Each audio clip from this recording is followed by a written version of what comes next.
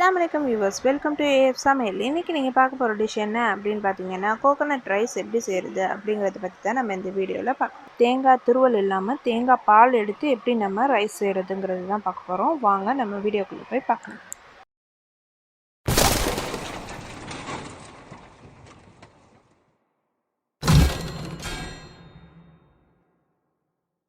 இதுக்கு தேவையான பொருட்கள் என்னென்ன அப்படின்னு பாத்தீங்கன்னா பாஸ்மதி ரைஸ் 1 kg எடுத்திருக்கேன்.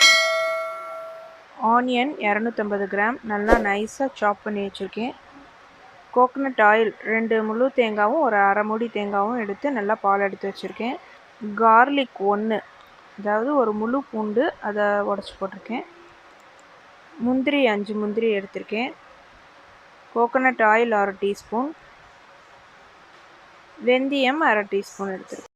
அப்புறம் டிஷ்ஷுக்கு தேவையான அளவு உப்பு நம்ம எடுத்துக்கலாம். இப்போ ஸ்டவ் பற்ற வச்சு அதில் வந்துட்டு நம்ம சட்டி வச்சுக்கலாம். கோகனட் ரைஸ்க்கு வந்துட்டு நீங்கள் கோகனட் ஆயில் போட்டிங்கன்னா தான் ரொம்ப டேஸ்டியாக இருக்கும், சாப்பாடும் நல்ல வாசமாக இருக்கும். அதனால் நம்ம கோகனட் ஆயில் ஆட் பண்ணிக்கலாம். ஆயில் நல்லா ஹீட் ஆகட்டும். ஆயில் வந்துட்டு நீங்கள் செக்கு எண்ணெய் எடுத்துக்கிட்டிங்கன்னா இன்னும் கொஞ்சம் நல்லாயிருக்கும். நல்லா பியூர் கோகனட் ஆயில் எடுத்துக்கோங்க. இதில் வெந்தயம் போட்டிருக்கேன். வெந்தயம் ரொம்ப நேரம் பொரியணும்னு அவசியம் இல்லை, கொஞ்சம் லைட்டாக பொரிஞ்சால் போதும். ரொம்ப பொரிஞ்சால் அப்புறம் சாப்பாட்டுக்கு நல்லா இருக்காது. கோகனட் ரைஸ்க்கு கொஞ்சமாக வெந்தயம் பொரிஞ்சால் போதுமானது. லைட்டாக பொரிஞ்சதும் நம்ம வெட்டி வச்சுருக்கோம்ல ஆனியன், அதை ஆட் பண்ணிக்கலாம்.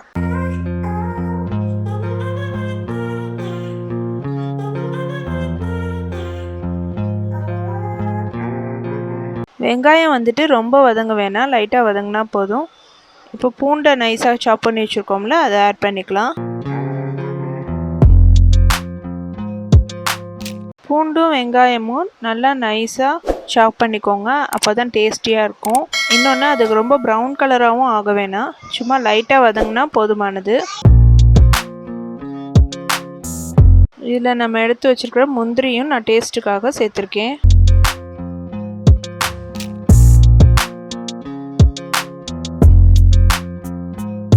இதெல்லாம் கொஞ்சம் வதங்கட்டும். இந்த டிஷ்ஷுக்கு தேவையான அளவு உப்பு நான் ஆட் பண்ணிக்கிறேன்.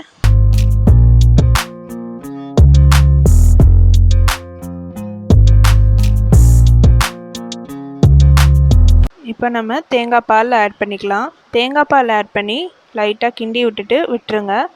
பால் வந்துட்டு ரொம்ப கொதிக்க விட்டுறாதீங்க, லைட்டாக சும்மா சூடானா போதும். பால் நீங்கள் கொதிக்க விட்டிங்கன்னா தெரிஞ்சு போனாப்புல ஆகிடும், நல்லா இருக்காது அப்புறம். அதனால் நீங்கள் பால் கொதிக்க விடாதீங்க, சும்மா லைட்டாக ஹீட் ஆனதும் அரிசியை போட்டுடலாம்.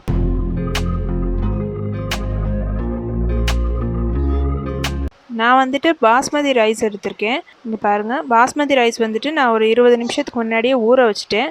நீங்களும் அதே மாதிரியே ஊற வச்சுட்டு ஆட் பண்ணிக்கோங்க. பால் லைட்டாக சூடானதுமே ரைஸை போட்டுருங்க.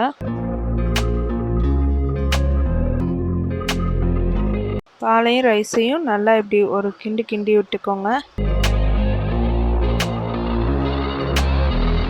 அப்பப்போ லைட்டாக கொஞ்சம் இந்த மாதிரி கிண்டி விட்டுக்கோங்க, ரொம்ப போட்டு கிண்டிடாதீங்க, ரைஸ் உடஞ்சிடும்.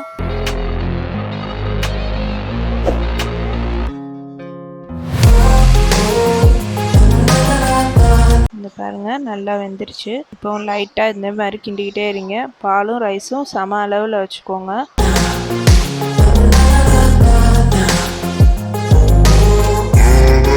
நல்லா அடி வர கிண்டி விட்டுட்டு பாருங்க.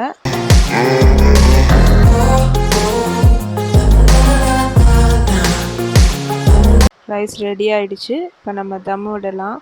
பாலையும் ரைஸையும் நல்லா சமப்படுத்தி விட்டுட்டு இப்போ தம்முக்கு விட்டுடலாம்.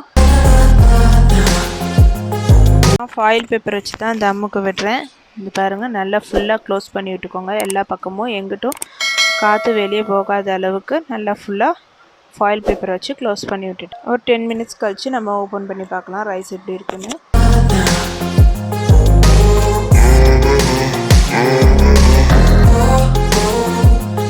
டென் மினிட்ஸ் ஆகிடுச்சு. வாங்க இப்போ ரைஸை ஓப்பன் பண்ணி பார்க்கலாம். பாருங்கள், நல்ல வாசமாக சூப்பராக ரைஸ் ரெடி ஆகிடுச்சு. தேங்காய் பால் சாதம் ரொம்ப டேஸ்டியாக சூப்பராக ரெடி ஆயிடுச்சு. கொஞ்ச நேரத்தில் செஞ்சிடலாம். இதுக்கு ரொம்ப வேலைகளும் கிடையாது.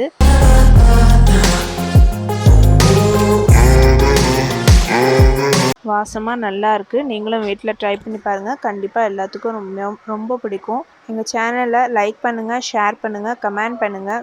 கீழே இருக்கிற சப்ஸ்கிரைப் பட்டனையும் கிளிக் பண்ணி வச்சுக்கோங்க. பக்கத்தில் இருக்கிற பெல் ஐக்கானையும் கிளிக் பண்ணி வச்சுக்கோங்க. அப்போ தான் நாங்கள் அடுத்தடுத்து போடுற எல்லா வீடியோஸும் உங்களுக்கு வந்து சேரும். இது வரைக்கும் இந்த வீடியோவை ஸ்கிப் பண்ணாமல் பார்த்ததுக்கு ரொம்ப தேங்க்ஸ். நன்றி.